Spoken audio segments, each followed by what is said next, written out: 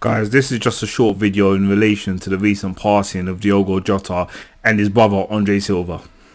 I'm going to keep this video very brief, but I feel I needed to do this video for a number of reasons. I think the passing of any person is always sad, and in this case specifically, we're talking about two footballers, Diogo Jota, who played for Liverpool, a team that I support, and his brother Andre Silva, who played for Penafiel. I hope I pronounced that right. So they're a Portuguese team and they're in the second division. Now, I'm not going to go over the circumstances. I'm just going to basically summarize what was well known. I wanted to wait a couple of days to make this video, as I just wanted a bit more facts to come out.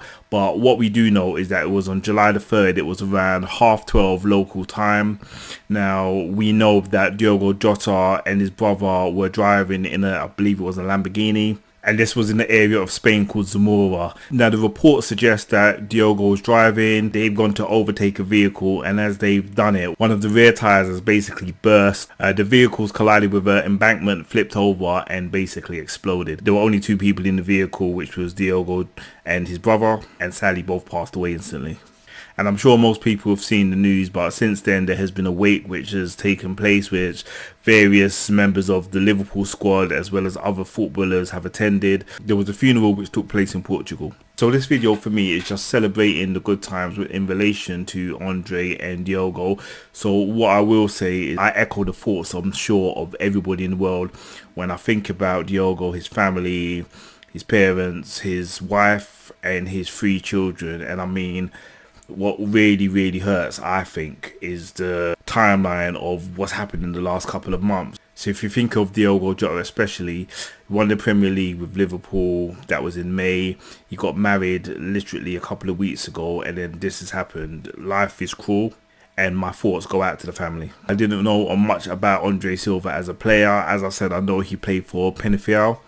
Again, I hope I pronounced that. I know he was 2 or 3 years younger than Diogo. I think one of the first things that I had to do was to establish why Diogo Jota had a different name, and I worked out, or I understood that Diogo wanted Jota as a surname to sort of stand out because Silva was quite a popular name in Portugal. Now, when I talk about Diogo Jota, as I said, I'm a Liverpool supporter, so I believe we bought him to the club in 2020. We bought him from Wolves. So when he first came to England, he played for Wolves in the Championship, and he was partly responsible for Wolves being promoted to the Premier League. Liverpool have obviously seen the talent, and you know, we've taken the step and we've signed him. Now, a couple of things about Diogo Jota, and I saw a stat actually that I didn't realise. Check this out.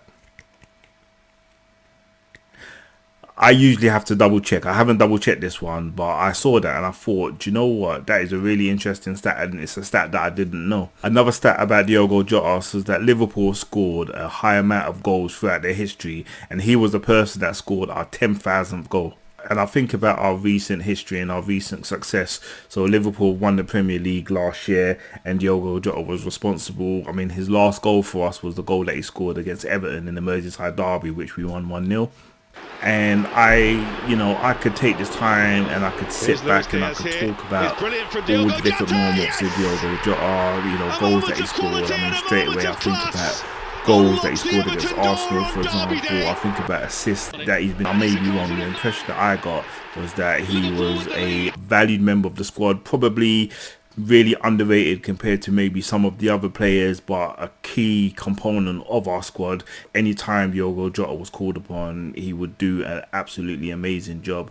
And I guess it's no surprise if you look at what we've won since Diogo Jota has been at the club. I mean, another thing I read actually when we were talking about circumstances, so I think I'm led to believe that Diogo recently had some form of surgery, and he was advised that he shouldn't travel by plane. And I think that's why he was in the vehicle traveling to Santander, where he was going to take a ferry to get back to the UK. Again, I was thinking about what sort of video I wanted to do. I just wanted to do a video, just a short video expressing my feelings on the situation.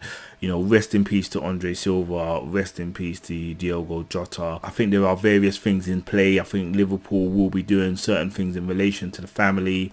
I think from what I understand, Diogo Jota's wages will be paid to the family up until the end of his contract. And I also believe that Liverpool will make sure that Diogo Jota's 3 children are looked after in terms of education. I think more will come out obviously as time goes on, but I'm just going by what facts I know now. But again, rest in peace to Diogo Jota. I sitting there and I really can't believe this. I would not have even dreamt that a year ago I would be making a video talking about something like this. Our thoughts are with the family. So rest in peace Andre Silva, and rest in peace Diogo Jota.